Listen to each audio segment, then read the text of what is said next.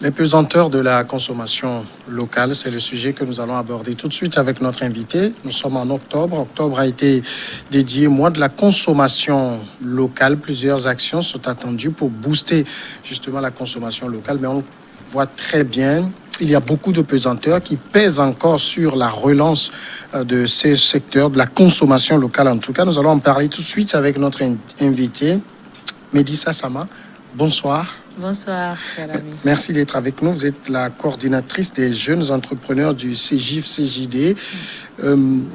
J'ai envie de demander, avant de commencer, est-ce que au niveau du CJF-CJD, par rapport à ce mois d'octobre dédié à la consommation locale, est-ce qu'il y a des activités prévues, justement, en tout cas au niveau des jeunes entrepreneurs que vous encadrez? On comprend bien, il y en a qui sont vraiment dans la consommation locale. Oui. Il faut dire que le CJF-CJD étant le collectif des jeunes entrepreneurs et futurs entrepreneurs du CJD, donc collectif des jeunes pour le développement, a en son sein des jeunes qui sont dans le domaine agricole et dans la consommation locale.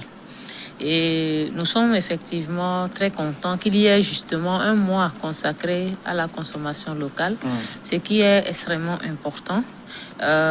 Oui, le CJF-CJD ne le fait pas ensemble, mais il y a des jeunes qui sont dans le domaine, qui ont organisé des activités avec, par exemple, Monsieur Mamlani, qui encourage la production bio et qui a, disons, pas plus tard que ce matin, envoyé une longue liste des produits locaux à ventiler pour que les gens puissent commander. Et il y a aussi des petites conférences sur les plateformes WhatsApp pour, disons, inciter surtout les jeunes à s'intéresser davantage donc, aux produits locaux. Donc, pour l'instant, c'est beaucoup plus ces petites actions que nous faisons en attendant d'avoir plus de moyens et plus d'écho et de faire davantage. Je sais que vous-même, vous êtes entrepreneur et donc vous êtes forcément sur certains produits locaux, c'est bien ça? Oui, absolument. Est-ce que vous souffrez quand même de pesanteur, c'est-à-dire de choses qui font que vos productions ne sont pas valorisées? Bon, déjà, il faut dire que parmi mes entreprises, il y a mon restaurant, le restaurant La Mamie du Terroir, qui est ouvert 7 jours sur 7, 24 heures sur 24, et qui fait la promotion des plats de chez nous, des boissons de chez nous et des danses de chez nous.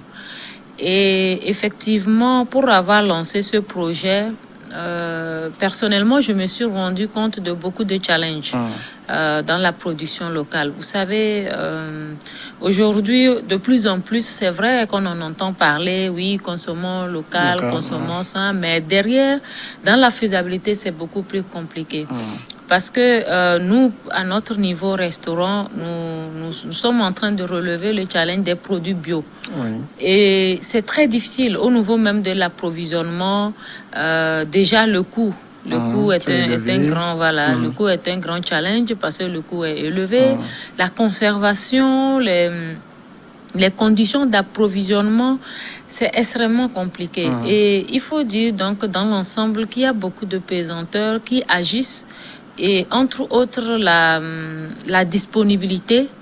Et il y a la disponibilité, il y a aussi les quantités disponibles. Donc il n'y a pas de visibilité, par exemple, où on est au courant de tous ceux-là qui sont dans le domaine et qui sont connus, organisés, de sorte que de notre côté, par exemple, nous puissions davantage avoir accès plus facilement donc à ces produits, ce qui est très compliqué. Maintenant, au-delà du restaurant qui fait la promotion donc des produits locaux, des boissons locales et des mets locaux, il faut dire que même chez nous à la maison, ce n'est pas aussi simple que ça de pouvoir avoir accès donc aux produits locaux. Et d'autres fois, on se retrouve obligé, soit pour des raisons de disponibilité, d'accessibilité ou même de prix, puisque après tout, vous savez, on a aussi notre pouvoir d'achat. Et s'il faut acheter un petit panier de fruits, légumes à 10 000 francs et le consommer en 2 jours, ce n'est pas évident. Ce n'est pas évident. Donc, c'est vraiment de gros challenges que nous avons. Et et aussi au niveau de la professionnalisation de la chose. C'est-à-dire que, oui, c'est bien de parler de consommation locale, d'encourager la consommation locale, mais derrière, il faut sentir qu'il y a quand même du professionnalisme. Que ce que nous mangeons chez nous à la maison, que c'est de bonne qualité, que c'est bien traité et que c'est bon pour notre santé. Puisque l'objectif, c'est cela. À part donc rehausser le pouvoir donc économique des producteurs, c'est aussi gagner en santé. Oui. Puisque nous, à la Mamie du Terroir, nous disons par exemple, la Mamie du Terroir, le retour à nos sources. C'est-à-dire que c'est dans les produits de chez nous qu'on trouve la force, l'énergie et tout ce dont on a besoin pour grandir et nous épanouir pleinement. Donc ça veut dire que derrière, il y a ce challenge-là de pouvoir manger sain, manger local et manger bien. Et si on peut manger à petit prix, alors là, c'est la cerise sur le gâteau. Voilà. Alors, mais on va peut-être prendre les choses une à une. Comment vous expliquez d'abord ce fait qu'il soit aujourd'hui difficile pour la production locale d'être localement acceptée? On a, moi je sais pas, hein, celui qui voudra consommer par exemple du riz a le réflexe tout de suite de ces riz importés, alors qu'aujourd'hui on a à côté le riz local qui n'est pas non plus à un prix exorbitant. Oui. On a l'impression que c'est une question d'habitude, d'éducation, on ne comprend pas vraiment. Oui, ben, il faut dire que déjà c'est aussi dans les mœurs, c'est une question d'habitude. Vous savez, lorsque vous avez un chemin habituel que vous empruntez, et que bon, le chemin est légèrement modifié, il faut du temps pour s'habituer. Et jusqu'à longtemps, hein, on n'a pas eu, disons, comme aujourd'hui, on a cette explosion d'encouragement à consommer local. Il y a toujours eu les grands groupes qui ont, disons, qui nous ont habitués donc à manger, donc par exemple, comme vous le dites, le riz importé, de sorte que même quand tu veux acheter un riz, étant donné que tu l'as déjà testé, que tu l'as apprécié, tu te dis, bon, ben, au moins ça, je connais. Je sais de quoi il s'agit. Donc, c'est bon. Maintenant, au-delà de ça, il y a aussi, au niveau de la production locale, il y en a qui sont très bons. C'est-à-dire que le produit, il est bon. Tu le consommes, tu reviens toujours pour le consommer. Mais malheureusement, il y en a où c'est de l'à peu près. Donc, si j'ai l'habitude d'avoir des exigences alimentaires, c'est-à-dire je veux manger mon riz sans les petits cailloux, par exemple, ou je veux le manger sans les débris que je n'ai pas, je ne veux pas me donner la peine de le traiter à fond avant de le préparer, eh ben, le réflexe, c'est d'acheter ce riz qui est déjà prêt, dont je suis sûre que je n'ai aucun problème. Donc, il y a déjà ce côté-là. Maintenant, au-delà, il y a aussi le travail professionnel qu'il faut faire. Je veux dire, aujourd'hui, quand on parle du riz de Covier, c'est beaucoup plus connu. Parce que de plus en plus, disons qu'il y a un travail qui est fait. Et quand on parle de riz de Covier, on dit, ah oui, c'est un très bon riz. Oui, je veux bien. Mais il n'y a pas que le riz de Covier. Et le riz de Covier est limité. C'est-à-dire que si, je vais dire, là, on prend que Lomé, qu'une grande partie de la population se met à consommer, mais ce n'est pas... Voilà, donc en termes de capacité d'approvisionnement, on a un sérieux problème.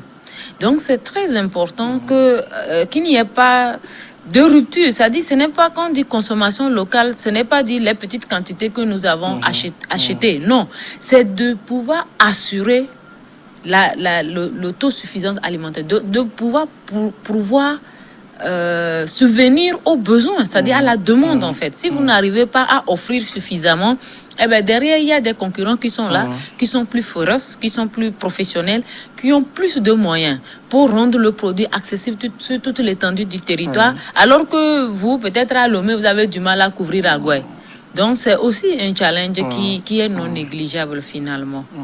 Mais au-delà de ça, on a aussi l'impression que de la part de ceux qui font dans la production locale, il n'y a pas véritablement d'effort pour se faire connaître. Moi, je vous raconte cette petite histoire. J'ai découvert, je pense qu'il doit avoir 4 ou 5 ans, le chocolat togolais, le Choco Togo. C'est par l'ambassadeur des États-Unis qui m'avait invité pour un déjeuner et il avait servi en dessert. C'est là qu'il nous expliquait, alors que le truc existait peut-être un an avant même cela.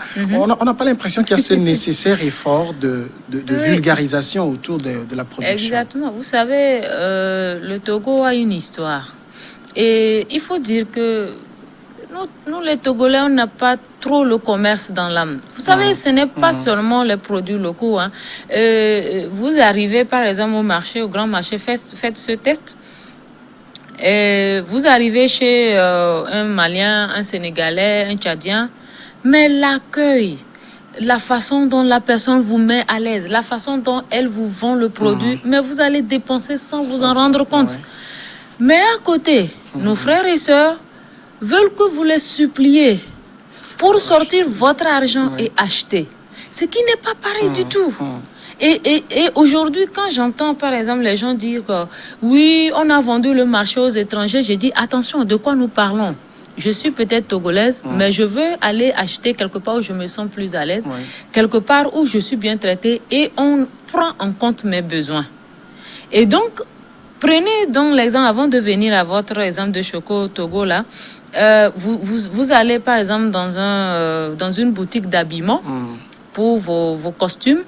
Vous arrivez dans une boutique d'un étranger, ok, qui a déjà des petits prestataires. S'il y a les manches qui sont un peu dépassées, le pantalon un peu trop large, il appelle quelqu'un qui vient vous prendre des mesures, qui reprend ce que vous voulez, qui va aller mettre ça sur mesure à ses frais pour que vous soyez à l'aise. Contre, vous arrivez dans une boutique d'un frère ou d'une sœur, et la personne déjà vous regarde, se dit est-ce celui-là il peut acheter? Oui, bonne arrivée. Vous tournez, elle vous regarde et tout. Après, vous choisissez un truc. Où est-ce qu'on s'échange comme ça, de façon nonchalante? Vous voyez que c'est dépassé. Vous dites oui, bah après, si vous achetez, vous pouvez aller mener chez un tailleur, on va vous arranger ça. Faites la différence. Donc, regardez quand on ramène ça dans vos productions locales. Vous avez un produit, d'ailleurs, dernièrement, j'ai dégusté un produit d'un jeune Togolais, King Coffee, mais j'étais impressionnée. Mais nos chemins se sont rencontrés parce que, étant la coordinatrice des jeunes entrepreneurs, j'étais en train de faire une campagne pour regrouper les jeunes entrepreneurs, une communauté de jeunes entrepreneurs togolais. Et il a entendu parler de moi, il est rentré en contact avec moi. Ensuite, quand il est rentré de l'Italie, il est venu me voir en personne. Il me dit, ben voilà, je suis en train de produire le café en capsule togolais et tout ça avec... J'ai dit, ah bon, sérieux? Il dit, oui, il m'a parlé. J'ai dit, mais attends, c'est intéressant. 2 jours plus tard, il revient avec la machine espresso là. Et il me fait savourer son cappuccino Togo. Alors là, c'est pas pour... Je me croirais à Paris.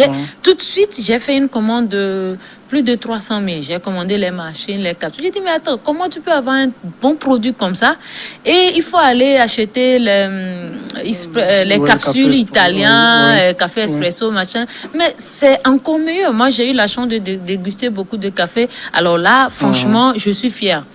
Et c'est de là, je me rends compte dans nos échanges qu'effectivement, en termes d'accessibilité, en termes d'information, de communication, ce n'est pas ça. Vous allez voir quand un produit nouveau vient, par exemple un Indien, un Européen, il amène un produit nouveau. Qu'est-ce qu'il fait? Il organise des événements. Et généralement, c'est gratuit pour découvrir. Quand il entend qu'une ambassade, une association, une organisation a quelque chose de prévu, il offre ça. Il dit, voilà, il fait même parfois un petit stand. Il offre ça et il permet aux gens de découvrir. C'est des choses qui sont importantes. Et c'est d'ailleurs là où nos autorités peuvent réellement accompagner ces jeunes entrepreneurs-là qui veulent vraiment faire quelque chose de bon et compétir avec justement les grands groupes. Parce que malheureusement, nous sommes un petit village planétaire. On ne peut jamais empêcher un Indien de venir faire ses affaires au Togo. Et ça, on a beau crier, consommons local, on peut fustiger les gens, oui, vous ne consommez pas local. Chacun veut consommer là où il se sent à l'aise. Donc, c'est un travail de fond à faire pour amener ça dans les habitudes. Alors, sur ce point, est-ce que vous avez le sentiment qu'il n'y a pas une véritable politique au sommet de l'État pour accompagner ces productions? Parce que ce que vous dites là, quand on prend ces grands groupes, on ne va pas se voiler la face. Ils ont beaucoup de moyens. Absolument. Et donc, aller sur des événements, des rencontres, pour faire même du gratuit, pour faire découvrir leurs produits, ça ne leur coûte rien du tout.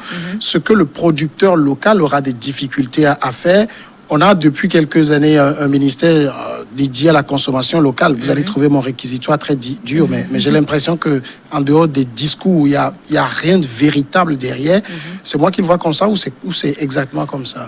Bon, en fait, je trouve que ce que vous dites a un fond de vérité parce que aujourd'hui, nous sommes en train de parler de professionnalisation. C'est-à-dire, il y a une différence entre un discours politique, entre le coût des médias. D'ailleurs, je fais un clin d'œil pour dire, les médias étant le quatrième pouvoir, c'est justement une responsabilité pour les médias de pouvoir traiter l'information avec professionnalisme. C'est-à-dire que je ne vais pas aller couvrir un événement, soit parce que c'est un ami ou bien on m'a payé pour le faire.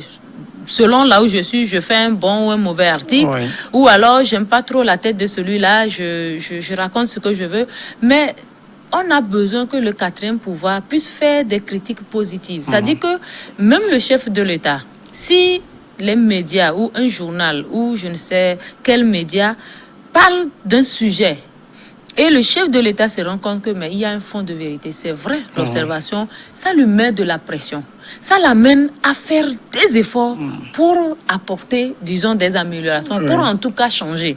Mais lorsque l'article a l'air de s'attaquer à lui, où on sent qu'il y a une main, finalement on dit, ouais, bon, dans la vie, on a toujours des ennemis et tout ça. Donc c'est ça qui se répercute en fait au niveau du gouvernement. C'est-à-dire qu'entre la pression de donner l'impression de faire le travail, parce que nous savons très bien que les ministres sont nommés, que du jour au lendemain, leur tête, ça peut sauter. Et du coup, entre la pression de se maintenir, parce qu'on a envie qu'on dise qu'on travaille, et il y a une différence entre qu'on dise qu'on travaille et je travaille. Quand je travaille, je m'en fous qu'on me saute du jour au lendemain. J'ai une vision, je veux des résultats, je fais ce qu'il faut. Même si je ne suis pas là, il y aura une continuité. C'est en fait de cette façon de voir, c'est de cette mentalité nous avons besoin. Vous allez voir que même il y a plein, vous prenez beaucoup de projets, c'était milliards, combien de milliards versés, ou quel ministère a reçu combien de milliards pour encourager quoi. C'est comme l'histoire du reboisement, machin. C'est-à-dire qu'il y a tellement de milliards qui tournent, mais derrière, quand vous regardez, vous vous demandez mais qu'est-ce qui se passe? Après, moi, je ne suis pas à leur place. Peut-être qu'ils le font et que nous, à notre niveau, au niveau du bas de la montagne, on ne voit pas. Peut-être qu'ils m'en excusent, mais effectivement, j'aurais bien voulu sentir davantage. Et que les entrepreneurs togolais qui sont dans la consommation locale soient accompagnés de façon professionnelle et précise, de bout en bout. C'est une chaîne de valeur. Parce que derrière, quand vous prenez, je ne sais pas, que ce soit le riz dont nous parlons, que ce soit le café, c'est de bout en bout. Vous prenez le café, le King Coffee dont je parle, c'est d'abord les producteurs. Alors, qui sont-ils? Si par exemple l'État organise, c'est-à-dire le ministère en charge organise ça de bout en bout, ça commence déjà même par l'accompagnement de ce producteur ou de ces producteurs de café-là, qui sont organisés, qui sont outillés, qui sont appuyés dans leurs difficultés. Ensuite, lorsque c'est la production finie, c'est la deuxième étape qui est la transformation. Il faut accompagner. Après la transformation, il y a le branding qui est là. Après le branding, il y a le budget de communication. C'est-à-dire que c'est un travail, on ne peut pas parler que dans la bouche. C'est comme les politiciens, c'est toujours des discours politiques, mais non, c'est des actions concrètes. Si on veut vraiment une consommation locale qui va s'implanter, qui va vraiment rentrer dans les mœurs, dans les habitudes des Togolais, ce n'est pas dans la bouche. Il faut le faire. Et ça, de bout en bout et de façon vraiment professionnelle, pas des technocrates qui savent de quoi il s'agit, qui n'ont rien à faire avec les questions de nomination ou de stratégie politique et qui se concentrent sur vraiment des projets réels afin que ceux-là, ces jeunes qui ont des projets dans ce sens, puissent effectivement s'épanouir et apporter plus on va dire, plus d'impact sur la consommation locale.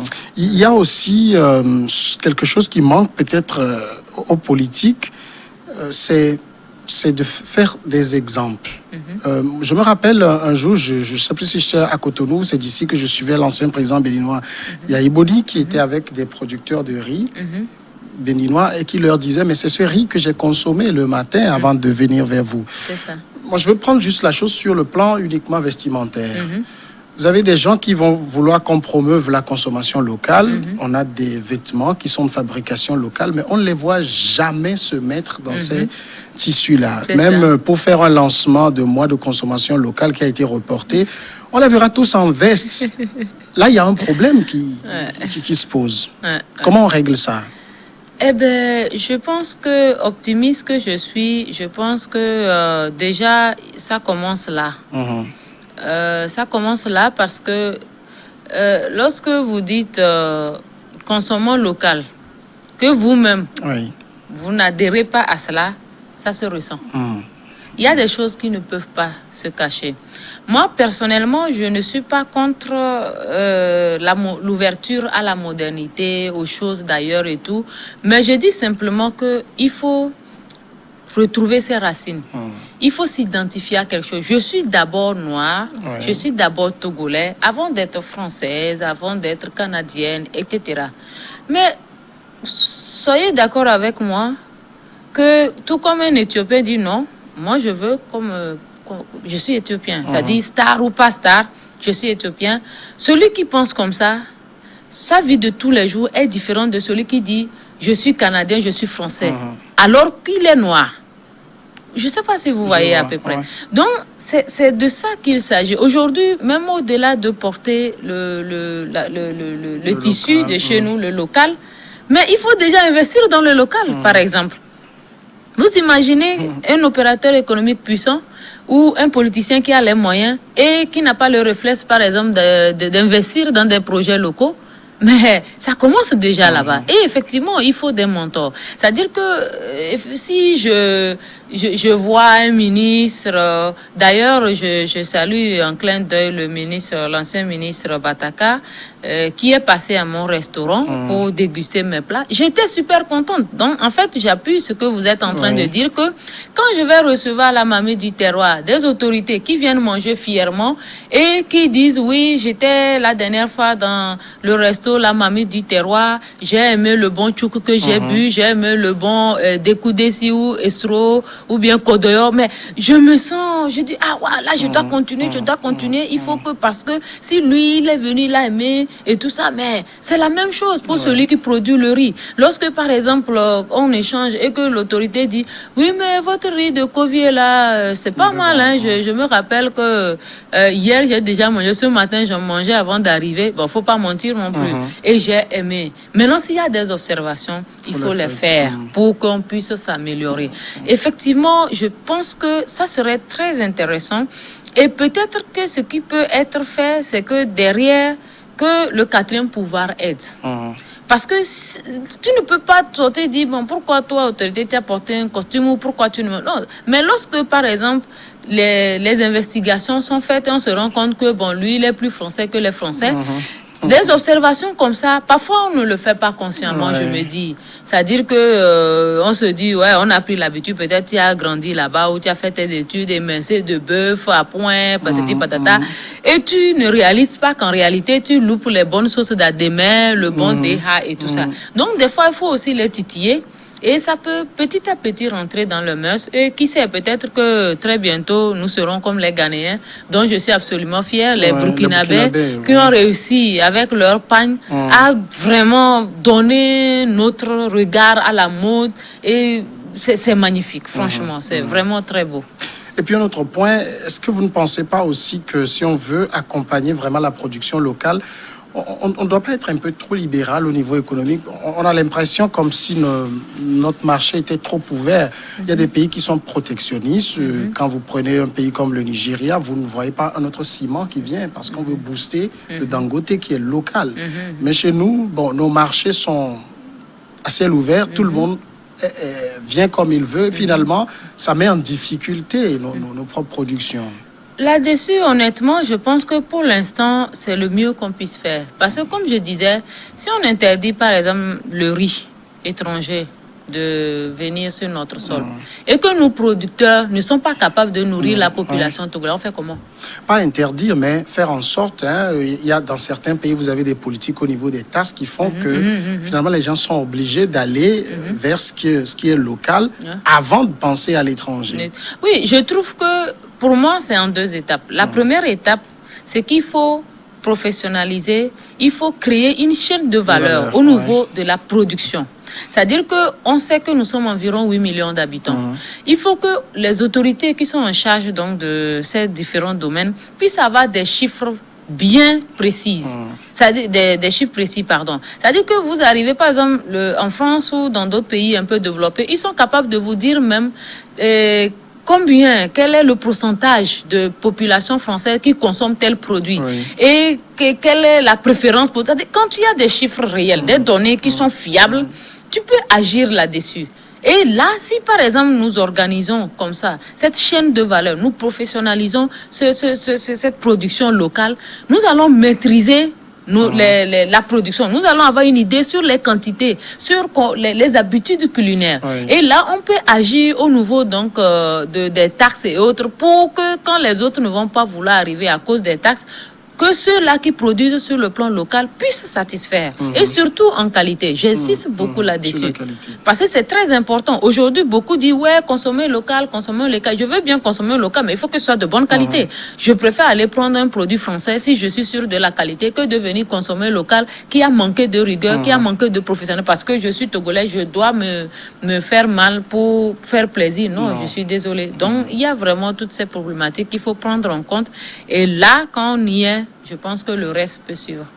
On a fait le tour, Médissa Sama. Merci d'être passé répondre à nos questions. Je vous en prie. Vous Pour moi, c'est un plaisir. Des jeunes entrepreneurs du CJD. Voilà, on va marquer maintenant la pause, le temps de regarder ensemble le journal. Et puis après, on sera de retour pour Regard croisé.